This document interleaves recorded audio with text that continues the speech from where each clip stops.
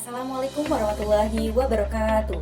Tabiun, izin memperkenalkan diri, nama saya Suci Oktapeni. Saya dari jurusan Fisika, Fakultas Matematika dan Ilmu Pengetahuan Alam, Universitas Lampung. Saya merupakan mahasiswi angkatan 2023 dengan NPM 2317041014. Baik, di sini saya sebagai moderator sekaligus akan menyampaikan materi pertama. Baik, di sini saya akan menjelaskan mengenai penggunaan tanda titik. Apa sih itu tanda titik? Tanda titik umumnya sudah dikenal menjadi tanda baca yang sangat berperan penting untuk mengontrol penulis dan pembaca sampai di mana akan mengakhiri kalimat yang dituliskannya. Fungsi tanda titik tidak hanya untuk itu saja, tetapi juga lebih luas pemakaiannya di dalam penulisan angka dan bilangan yang menentukan satuan bilangannya, khususnya untuk bentuk kelipatan ribuan, penulisan alamat surat resmi, gelar, dan kepangkatan dalam jabatan seseorang, penunjuk waktu, penulisan rapat tertentu, dan pengaturan dalam penulisan bentuk singkatan yang lazim, yang dibentuk dari 2 huruf atau 3 huruf. Selanjutnya, dalam penggunaan tanda titik, tidak akan serta-merta dapat digunakan sesuka hati si penulis.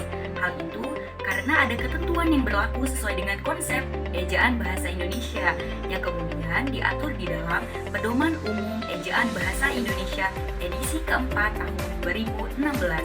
Penyimpangan kaidah kebahasaan pada penggunaan bahasa Indonesia di ruang publik juga terdapat pada pemakaian tanda titik yang tidak tepat.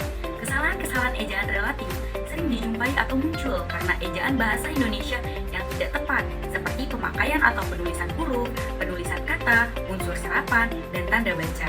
Dalam EBI, pemakaian tanda titik diatur sebagai berikut. Yang pertama yaitu tanda titik dipakai pada akhir kalimat yang bukan pernyataan atau seruan. Contoh, Carmila pergi ke Jakarta, diakhiri oleh tanda titik. Selanjutnya, biarlah mereka pergi semua, diakhiri oleh tanda titik. Izin memperkenalkan diri, nama saya Sili Tonggara Hatmauli, NPM 2317041078. Saya dari jurusan Fisika. Di sini saya akan menjelaskan tentang materi tanda titik. Tanda titik dipakai pada akhir singkatan nama orang, contohnya Mu Saleh dan M Sangaji. Tanda titik dipakai pada akhir singkatan gelar, jabatan, pangkat, dan sapaan, contohnya IR, Insinyur, DR, Dokter, SH, Sarjana Hukum, DR, Dokter. Tanda titik dipakai pada singkatan, kata, atau ungkapan yang sudah sangat umum. Pada singkatan yang terdiri atas 3 huruf atau lebih hanya dipakai 1 tanda titik. Contohnya DLL, itu dan lain-lain, AN atas nama, DKP, dan kawan-kawan HLM, halaman.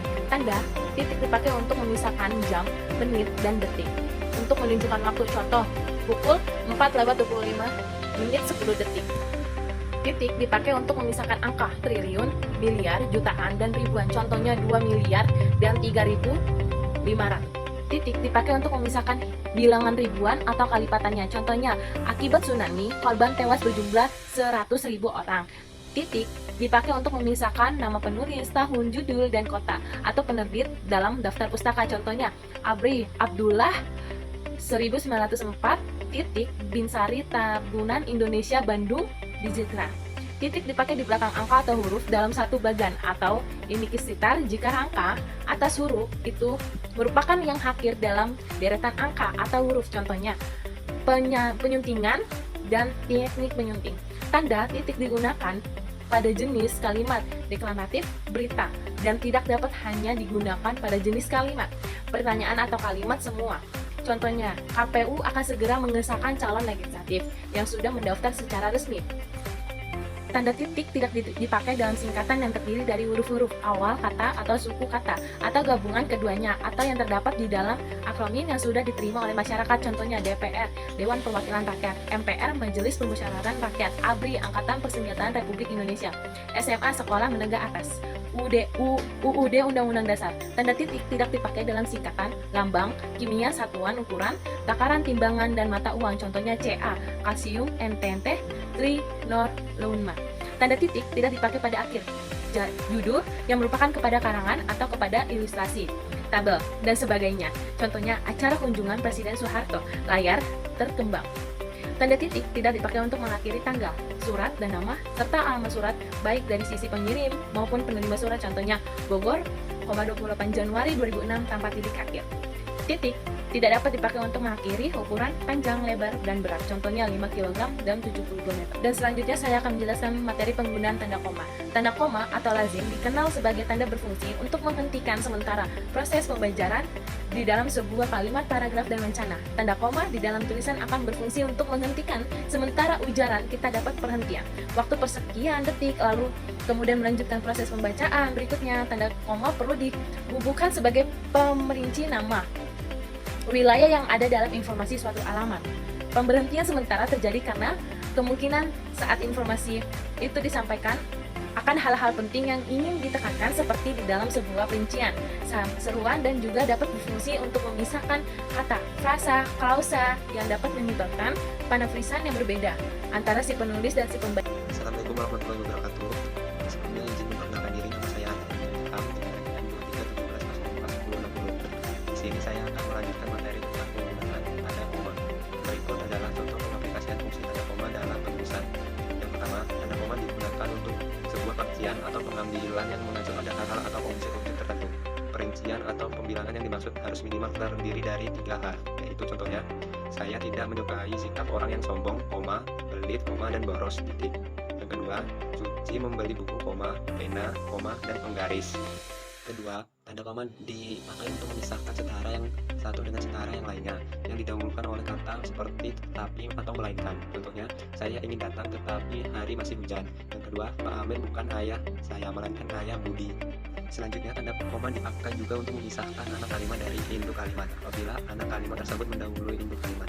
Contohnya, karena sibuk, koma, dia lupa akan janjinya, titik. Yang kedua, kalau hari hujan, koma, saya tidak akan datang. Selanjutnya, tanda koma juga dipakai di belakang ungkapan atau kata penghubung antara kalimat yang terdapat pada awal kalimat, termasuk di dalamnya oleh karena itu, jadi lagi pula, meskipun begitu, akan tetapi. Contohnya, oleh karena itu, koma, kita harus berangkat sekarang. Yang kedua, jadi, koma, kita sekarang harus rajin belajar. Kemudian, tanda koma juga dipakai di belakang kata-kata seperti oh, ya, wah, aduh, kasihan yang terdapat pada awal kalimat. Contohnya, wah, bukan main hebatnya. Selanjutnya, tanda koma juga dipakai untuk mengapit keterangan tambahan dan keterangan oposisi. Contohnya, guru saya, koma, abadi, koma, pandai sekali, titik. Tanda koma juga dipakai di dalam angka, persepuluhan, dan di antara rupiah dan sen dalam bilangan. Tanda koma juga digunakan di antara nama orang dan gelar akademiknya untuk membedakan dari singkatan nama keluarga atau keluarga. Tanda koma juga sering dipakai untuk memisahkan petikan langsung dari bagian lain dalam sebuah kalimat. Contohnya, kata ibu, koma, petik, saya senang sekali. Tanda koma dipakai juga untuk menceraikan bagian nama yang dibalik susunan dalam daftar pustaka. Contohnya, Suci, koma, Tapiani, dan Afi, koma, Balai Pustaka, koma, 1920, titik. Tanda koma juga dipakai di antara tempat penerbitan, nama penerbit, dan tahun penerbitan. Contohnya, Teja Kusuma, koma, Sudono, koma, S.A, koma, sudahkah kita pandai berbahasa Indonesia, koma, Surabaya, koma, Indah, koma, 1986. Tanda koma juga dipakai di antara nama dan alamat. Bagian-bagian alamat, tempat dan tanggal, nama tempat dan wilayah atau negeri yang ditulis berurutan. Contohnya, Bapak Budi Santoso, koma, Jalan Langsep 2, koma, Malang, titik.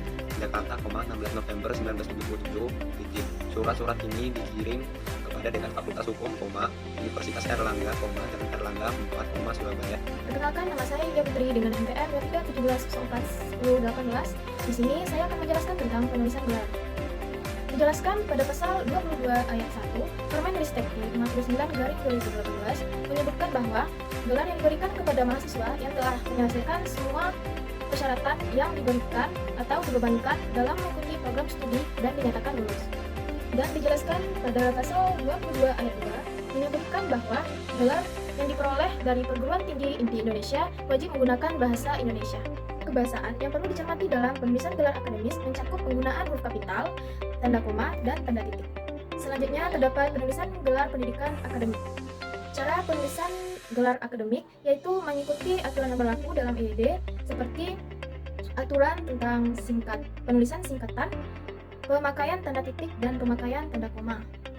Beberapa contoh gelar sarjana di Indonesia yaitu gelar strata 1 seperti sarjana agama itu S.AG. Seterusnya ada sarjana Ekonomi S.E. Gelar strata 2 ada Magister Sains yaitu M.Si. Seterusnya ada Magister Teknik itu M.T. Gelar doktor atau strata 3 itu ada D.R. Untuk gelar doktor dan profesor itu ditulis di depan nama penyandang gelar. Penulisan gelar pendidikan vokasi. Gelar pendidikan vokasi terdiri dari ahli pratama disingkat dengan A.M. Untuk program diploma 1 atau disebut dengan D1 itu ada ahli muda. Ahli muda itu A.M. Untuk program diploma 2 atau disebut dengan D2 itu ada ahli media disingkat dengan A.MD. Untuk program diploma 3 atau disebut dengan D3 dan sarjana terapan itu ditulis atau disingkat dengan S.TR.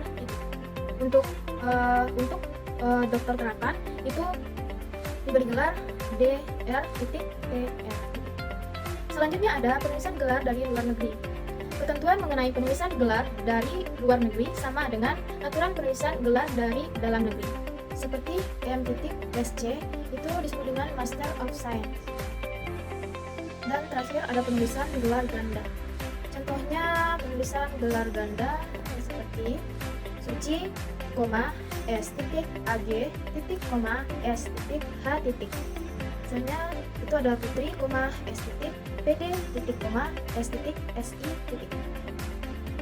Sekian materi dari kelompok 4. Mohon maaf bila ada kesalahan kata ataupun penyampaian dalam materi yang dijelaskan oleh kelompok 4. Saya selaku moderator dan anggota kelompok 4 memohon maaf bila ada salah kata atau perlakuan yang kurang berkenan. Saya akhiri. Wassalamualaikum warahmatullahi wabarakatuh.